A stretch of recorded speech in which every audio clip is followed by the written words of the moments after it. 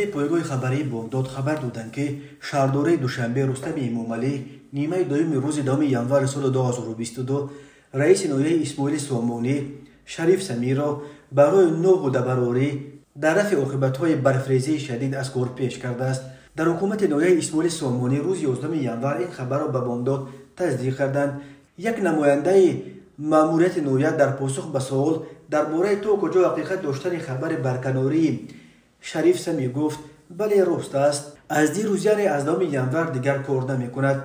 هنوز به جای او کسی را به صفت رئیس نو معرفی نکردند. این هم صحبت بامداد درباره سبب برکناری شریف سمی تفصیلات نداد، ولی منابع بامداد میگویند رستم امامعلی از طرز فعالیت او در جریان رفع عاقبت‌های برفریزی شدید روز 9 ینوار ناراضی بوده است. یک منبع بامداد گفت روز 9 ینوار تقریبا نیمه روز کاروان ماشین‌های رستم امامعلی از قصر ملت بیرون شده به جای کارش برمیگشتند، ولی در نزد هیکل اسماعیل سامانی در میدان دوستی در مرکز پایتخت یکی از ماشین‌های کاروان رستم امامعلی در برف در مانده است. ماشین‌های جیب گذشتند، ولی این ماشین که ماشین عادی بود در برف در مانده است و محافظان رستم امامعلی از ماشین‌ها فرآمده با دست برف را تازه کرده این ماشین را تیله‌کنان از بند برف آزاد کردند.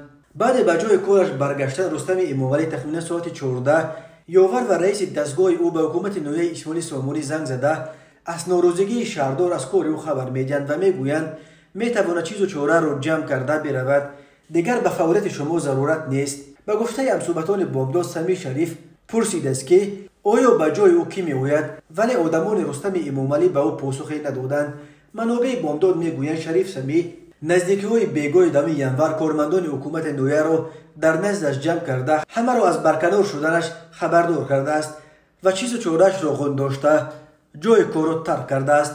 بنا به اطلاع این منبع شریف سمی که سدش بعد چند ماه به 66 میرسد به احتمال غالب اکنون به نفقه فرستاده می شود.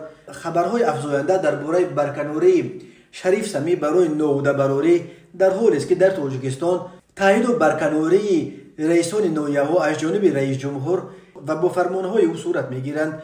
تا این لحظه یگان فرمان رئیس درباره برکناری شریف سمی از مقام رئیس نویه اسماعیل سامانی شهر دوشنبه هنوز نشر نشده است. در شهرداری دوشنبه گفتند که رستم امامعلی رفع عاقبت‌های سردی‌های اخیر را خیلی جدی گرفته است و نه فقط از منصبداران طلب کار می‌کند، بلکه حتی با نشر یک مراجعتنامه ویژه از ساکنان و میهمانان پایتخت خواسته است که در روزهای سردی که بنا به پیشبینی‌های هواشناسان کمش تا 15 ینوار دوام خواهد کرد بدون ضرورت به سفر نبرایند، از گشت و گذار بی مورد خودداری کرده نقلیات شخصی خود را استفاده نبرند و از نقلیات مسافرکشی جمعیتی ثمرناک استفاده برند.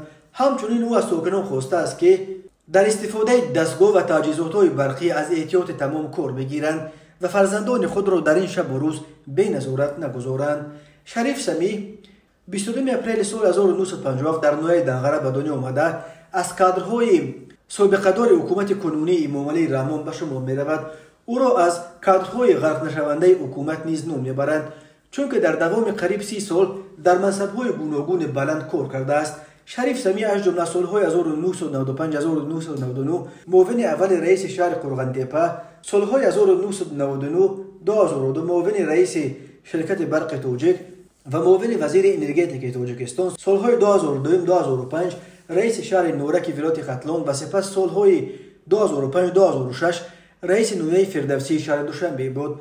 شریف سمی سال‌های 2006 2009 رئیس برق تاجیک و سال‌های 2009 2010 رهبر نیروگاه نورک بود و از سال 2010 تا سال 2014 باعث رئیس شهر قرغن‌تپه فعالیت نموده است. او از سال 2014 تا 2017 مدیر نیروگاه برقی آبی روغون بود و با فرمان پرزیدنت تاجیکستان از 12 ینوار سال 2017 رئیس نویه اسماعیل سامانی شهر دوشنبه تعیین گردید.